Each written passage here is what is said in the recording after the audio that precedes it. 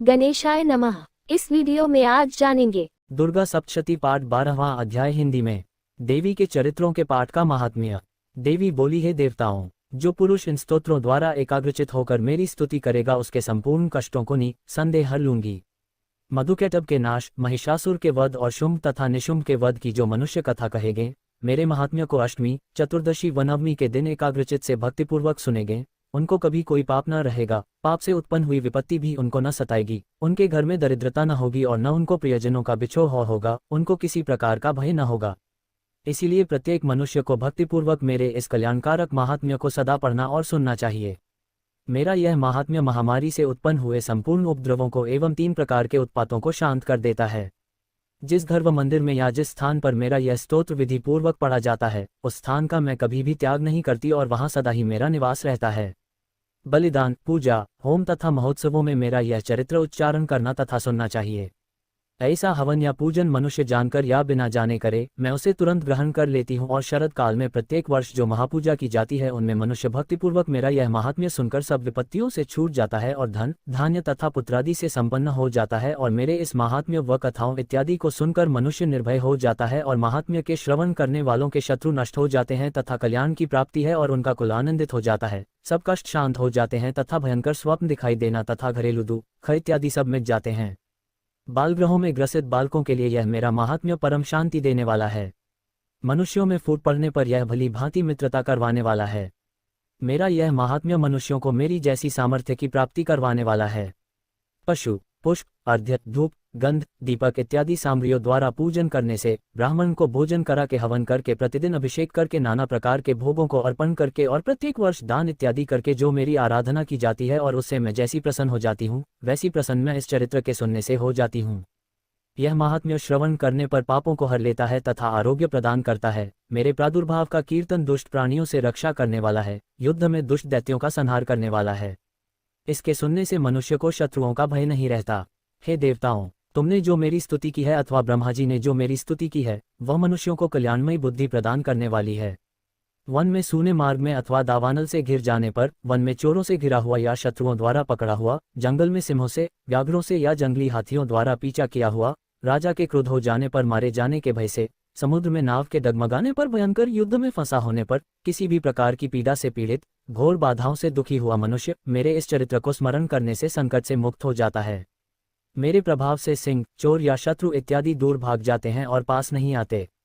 महर्षि ने कहा, प्रचंड पराक्रम वाली भगवती चंडिका यों कहने के पश्चात सब देवताओं के देखते ही देखते अंतर्धान हो गई और संपूर्ण देवता अपने शत्रुओं के मारे जाने पर पहले की तरह यज्ञ भाग का उपभोग करने लगे और उनको अपने अधिकार फिर से प्राप्त हो गए तथा युद्ध में देवताओं के शत्रुओं शुंभ व निशुंभ के देवी के हाथों मारे जाने पर बाकी बचे हुए राक्षस पाताल को चले गए। हे राजन, इस प्रकार भगवती अंबिका नित्य होती हुई भी बार बार प्रकट होकर इस जगत का पालन करती है, इसको मोहित करती है, जन्म देती है और प्रार्थना करने पर समृद्धि प्रदान करती है। हे राजन, भगवती ही महाप्रलय के समय महामारी का रूप धारण करती है और वही संपूर्ण ब्रह्मांड में व्याप्त है और वही भगवती समय समय पर महाकाली तथा महामारी का रूप बनाती है और स्वयं अजन्मा होती हुई भी सृष्टि के रूप में प्रकट होती है। वह सनातनी देवी प्राणियों का पालन करती है और वही मनुष्य के अभ्युदय के समय घर में लक्ष्मी का रूप बनाकर स्थित हो जाती है तथा अभाव के समय दरिद्रता बनकर विनाश का कारण बन जाती है। पुष्प, धूप और गंध आदि से पूजन करके उसकी स्तुति करने से वह धन एवं पुत्र देती है और धर्म में शुभ बुद्धि प्रदान करती है। दुर्गा सप्तशती पाठ 12वां अध्याय पूरा हुआ। जय माता दी, जय माता दी। दुर्गा सप्तशती पाठ 13वां अध्याय हिंदी में। राजा सुरत और वैश्य को देवी का वरदान। महर्षि मेधा ने कहा, हे राजन, इस प्रकार देवी के उत्तम महात्म्य का वर्णन मैंने तुमको सुनाया। जगत को धारण करने वाली इस देवी का ऐसा ही प्रभाव है। वही देवी ज्ञान को देने वाली है और भगवान विष्णु की इस माया के प्रभाव से तुम और यह वैश्य तथा अन्य विवेकी जन मोहित होते हैं और भविष्य में मोहित होंगे। हे राजन, तुम इसी परमेश्वरी की शरण में जाओ।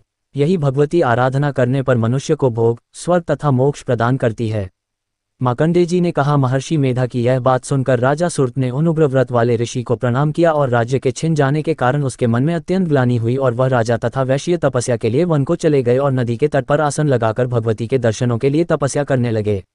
दोनों ने नदी के तट पर देवी की मूर्ति बनाई और पुष्प, धूप, दीप तथा हवन द्वारा उसका पूजन करने लगे। पहले उन्होंने आहार को कम कर दिया, फिर बिल्कुल निराहार रहकर भगवती में मन लगाकर एकाग्रतापूर्वक उसकी आराधना करने लगे। वह दोनों अपने शरीर के रक्त से देवी को बलि देते हुए 3 वर्ष तक लगातार भगवती की आराधना करते रहे। 3 वर्ष के पश्चात जगत का पालन करने वाली चंडिका ने उनको प्रत्यक्ष दर्शन देकर कहा, देवी बोली, हे राजन तथा अपने कुल को प्रसन्न करने वाले वैश्य, तुम जिस वर की इच्छा रखते हो वह मुझसे मांगो, वह वर मैं तुमको दूंगी, क्योंकि मैं तुम पर अत्यंत प्रसन्न हूँ। मार्कंडेय जी कहते हैं, यह सुन राजा ने अगले जन्म में नष्ट न होने वाला अखंड राज्य और इस जन्म में बलपूर्वक अपने शत्रुओं को नष्ट करने के पश्चात अपना पुनः राज्य प्राप्त करने के लिए भगवती से वरदान मांगा। और वैश्य ने भी, जिसका चित्त संसार की ओर से विरक्त हो चुका था, भगवती से अपनी ममता तथा अहंकार रूप आसक्ति को नष्ट कर देने वाले ज्ञान को देने के लिए कहा। देवी ने कहा, हे राजन, तुम शीघ्र ही अपने शत्रुओं को मारकर पुनः अपना राज्य प्राप्त कर लोगे, तुम्हारा राज्य स्थिर रहने वाला होगा। फिर मृत्यु के पश्चात आप सूर्यदेव के अंश से जन्म लेकर सावर्णिक मनु के नाम से इस पृथ्वी पर ख्याति को प्राप्त होगे। हे वैश्य, कुल में श्रेष्ठ, आपने जो मुझसे वर मांगा है वह आपको देती हूँ, आपको मोक्ष को देने वाले ज्ञान की प्राप्ति होगी। मार्कंडेय जी कहते हैं, इस प्रकार उन दोनों को मनोवांछित वर प्रदान करता था। उनसे अपनी स्तुति सुनकर भगवती अंतर्धान हो गई और इस प्रकार क्षत्रियों में श्रेष्ठ वह राजा सूर्य भगवान सूर्यदेव से जन्म लेकर इस पृथ्वी पर सावर्णिक मनु के नाम से विख्यात हुए।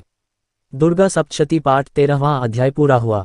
दुर्गा सप्तशती पाठ संपूर्ण। जय माता दी, जय माता दी, जय माता दी, जय माता दी, जय माता दी, जय माता दी, जय माता दी, जय माता दी, जय माता दी, जय माता दी, जय माता दी, जय माता दी, जय माता दी, जय माता दी, जय माता दी, जय माता दी, जय माता दी, जय माता दी। अगर आपको ये कथा प्रसंग अच्छी लगी हो तो ऐसी ही और धार्मिक कथा प्रसंग को सुनने के लिए आप हमारे YouTube चैनल को सब्सक्राइब, लाइक और ज्यादा से ज्यादा लोगों के साथ शेयर करें।